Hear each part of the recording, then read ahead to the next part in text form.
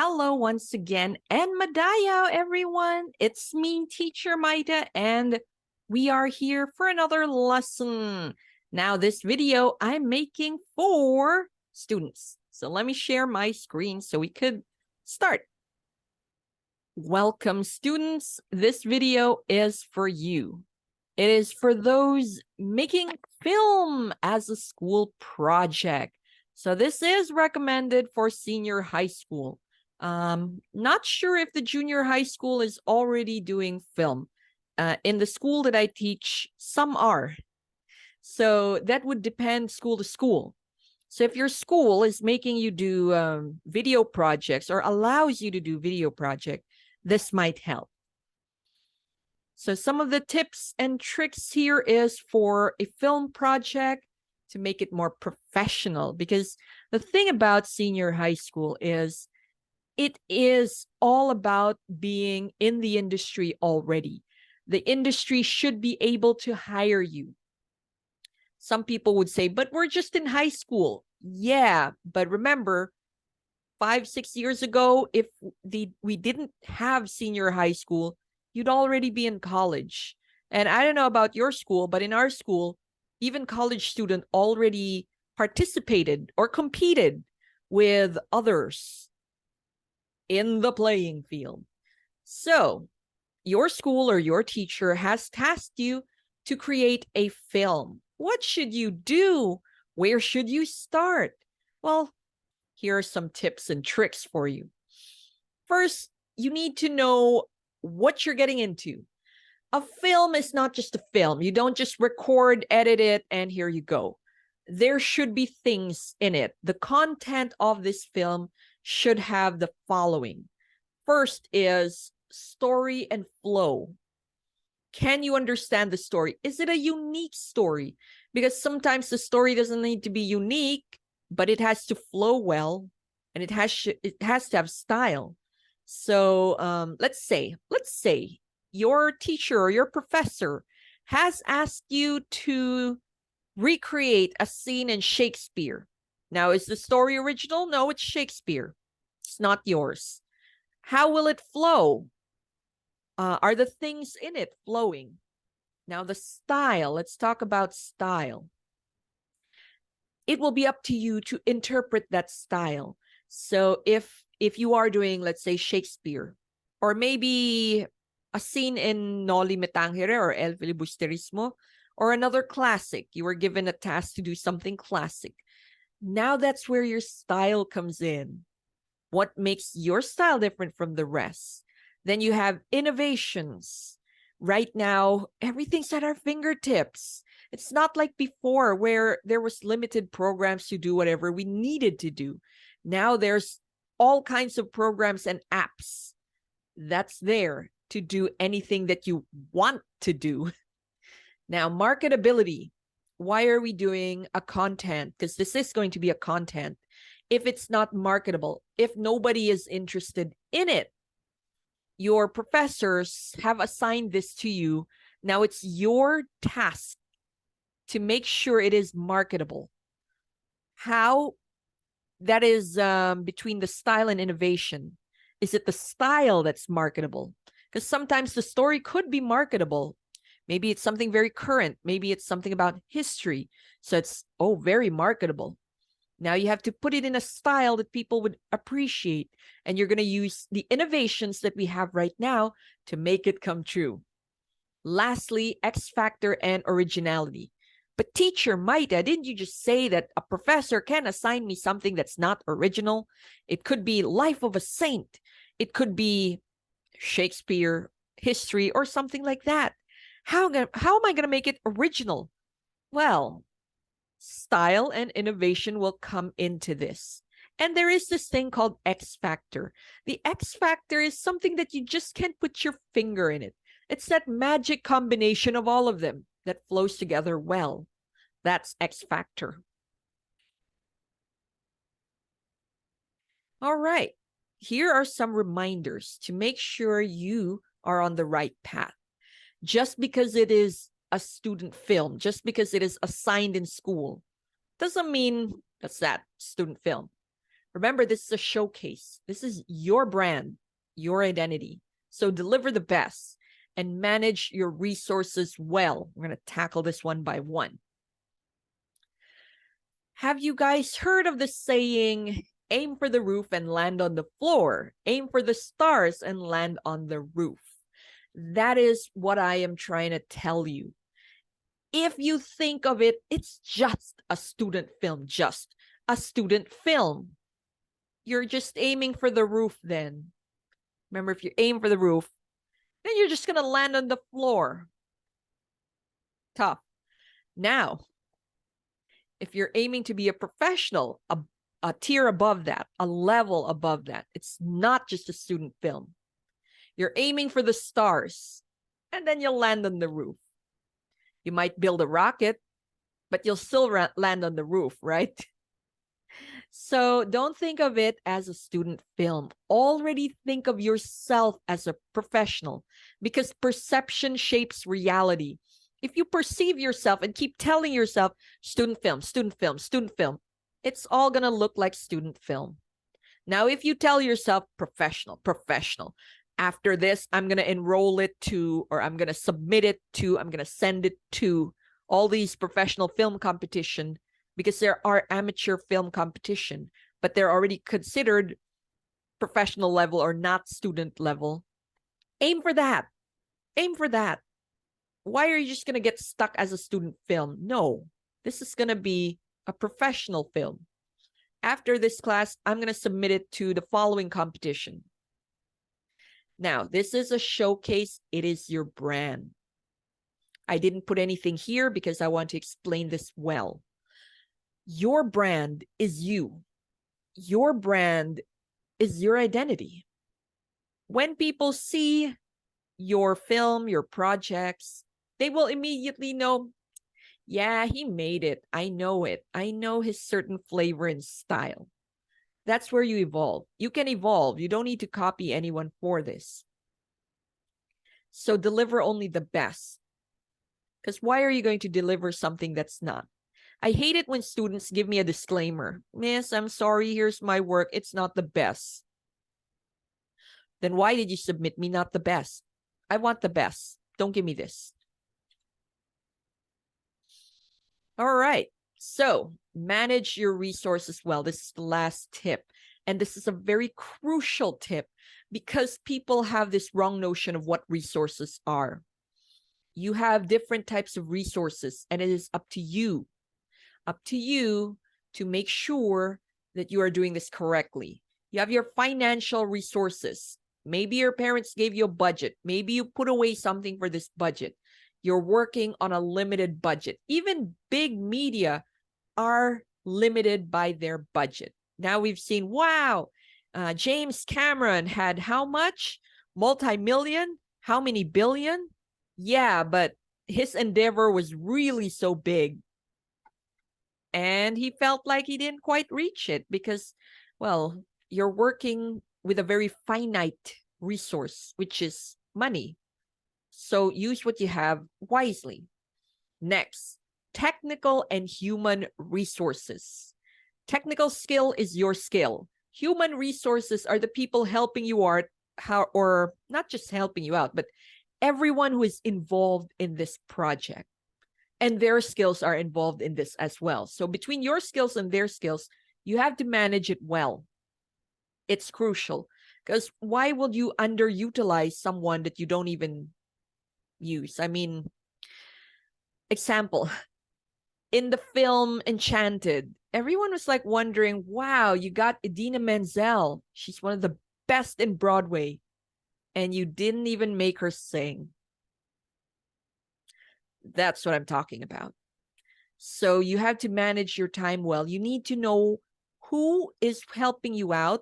If it's just your parents, your relatives, your cousins, your best friend, what skills do they have to help you? And where can you put that skill so it could be better utilized? Now let's use time as resource. What if your teacher gave you a very limited time? You have to finish this in half the term. Now, what can you do? time is something we often say that we lack, but actually time is something that we don't fully utilize. Because like your financial resources, it is very finite. You're given a time frame. Most projects will have a time frame. You can't be like George R.R. Martin, who could like spend 10 years to write that book. You're not at that level. So we all have our resources to manage. Time is usually something that's not often utilized well. So, teacher Maita, how do I utilize my resources well? Well, a trick to that is plan, plan, plan. You have to take time to plan. You have to sit down, list down what your resources are. All right, so how much am I going to budget for this? You've got, all right, mom and dad said they'll give me 5,000 pesos for this project. My auntie in the States said she'll send me $100, to help me out with this one. All right, so how much would that be?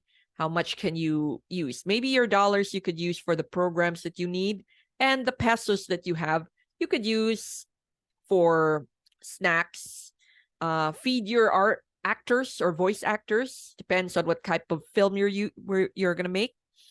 Things like those, because when you are getting volunteers, although they have volunteered to help you do your film, please feed them at least, or give them a drink, milk tea, something that would help show your appreciation. Maybe a nice token in the end, something.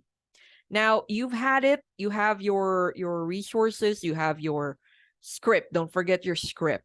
If you have your script, you sit down and plan again, because now you have your working script. Who's doing who's acting where, what's going to be done here, and then peer review your script. It really helps. Get a friend or a friend of a friend who don't know you. That way you get an eye, another eye, a set of eyes that's not biased for or against you. Okay. And then make a timeline, a working timeline that works for you, for everyone. So if this is part of the school, and if you are given a timeline of, oh, you have to submit this by end of this month, of end of that month, then you have to know, all right, if that's my working timeline, I'm going to break this down. Monday, Tuesday, Thursday, you put a timeline. You have to work this around what you already have in class, or if you're working, or if you're doing other things. You have to find time to do this. Not just, if I have time next week, I'll do a bit of it. No, it's not the best way to plan. You have to put a very specific date. Thursday, 3 to 5 o'clock will be dedicated to film. And then again on Friday, 5 o'clock to 8 o'clock will be dedicated to film. You really have to be specific, because if you don't be specific, you'll just forget about it. You're not very serious about it. You have to be very serious about it. Now, ask yourself, does your movie look good? By now, you may be in the editing stage. You've filmed your work. You've done sketching for animation. Or maybe this is a documentary. You've interviewed all that you have to interview. Based on what you already have, do you think this movie looks good? Because that's the first things first. Visual. Is it visually appealing? Does it look good? Because if it doesn't have that kind of appeal, marketability goes down. Does it look professional? Can you actually compete with other people using this film? We're back to being professional. Remember, do not think of this as a student film. You will not succeed if that's all you think about. Gone were the days, but that's what my ate and kuya did. No, not anymore. Things right now, you need to have a very professional film by the time you're in high school. So does your film look professional? Look at other films. So if you're doing documentary, look at documentaries. If you're doing animation, look at animations. If you're doing a full-length film, look at other full-length film. How does the beginning start? Because there are different techniques. How does this start? You know, once it is there like a rolling credits in the beginning? There's just gonna be straight there, and then in the little corner there'll be like starring this one, that one, produced by, directed by, and then that's it. Everything else will be in the credit. So it has to look professional. Can we understand the story?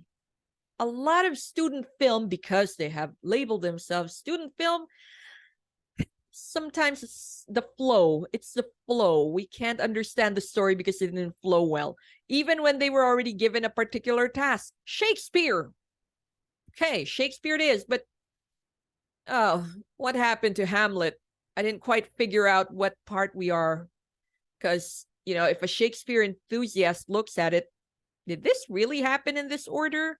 So can you understand the story? Is your actors mumbling their lines? Do you think maybe you should put subtitles if that's the case? So you need to understand the story, especially if it's original. And if it's a short film, if it has a lot of plot holes that will, you know, your audience would be like, can't quite understand this. All right. Now, let me talk to you about policies and things like that. There are so many new tools and innovation happening right now. And along with those innovations are new policies. Example, even for student films, you can't use copyrighted material. So only use non-copyrighted content. Example, Pixabay, Paxels, things like those you may be able to use. However, Pixabay music, not quite. If you upload it in a platform like YouTube or Facebook, you get flagged. So just take note of that. You might have to go somewhere to purchase sound or go somewhere else where they allow you to use sound for commercial purposes. Usually if it's uploaded to YouTube or Facebook or Instagram, they will ask for commercial use. So ask your professors or your teachers what tools you're allowed, especially AI tools. It makes your job easier. I know. I played with it. It's cool. It's nice. But if your school does not allow that, it's part of your policy that you can't. I'm sorry that you can't. For some people, of course, they don't want the use of AI because right now there are copyright issues to it. I think the ruling right now from the US government, so not yet in the Philippine government, the US government states that let's just say AI generated pictures and videos and sounds is not copyrightable. So the artists don't have a claim to copyright to it, and the generator, the person who generated it, don't have a copyright claim to it as well, unless they modified it. So please ask your school what your guidelines are for this before you use it. All right. So you guys, some of you will be minors right now. Unless you are already 18, you are considered a minor. And most likely your friends or schoolmates who will be helping you out in this movie are also minors. So please, you need a letter of permission from a parent or guardian allowing your friend, classmate, whoever minor you have there, to participate in your film. Gone were the days where you don't need it. Right now, unfortunately, we need it. You can ask your school, your professor, your teacher, who to submit this to. And if they don't ask for it, it's just a good policy to have it in your pocket. You'll never know when you'll need it, especially if you submit this film to other contests. You'll need that piece of paper with you. Alrighty? So are you ready? It's going to be a wild ride, you guys. And it's just, well, it's going to get wilder after this. Why? Because we are innovating in such a fast way. Right now, they said we are in the 5th industrial revolution. I wouldn't wonder if we're going to be entering the sixth anytime soon. With the way, the trajectory of how we innovate right now, especially with the use of AI tools, oh, great. It's going to be, whoa, full speed ahead. And I'm excited where this would take us. Not just us, the art industry, all aspects of the art industry. Now, if you're ready to do your film or ready to upload it, at least, or submit it to your professors, my suggestion would be to upload it to YouTube, especially if the file is too large. And then you just send them the link. Get your peers to review it. Make a watch party. Make something, an event. Get everybody to be aware about what you've done. Be proud of what you've done.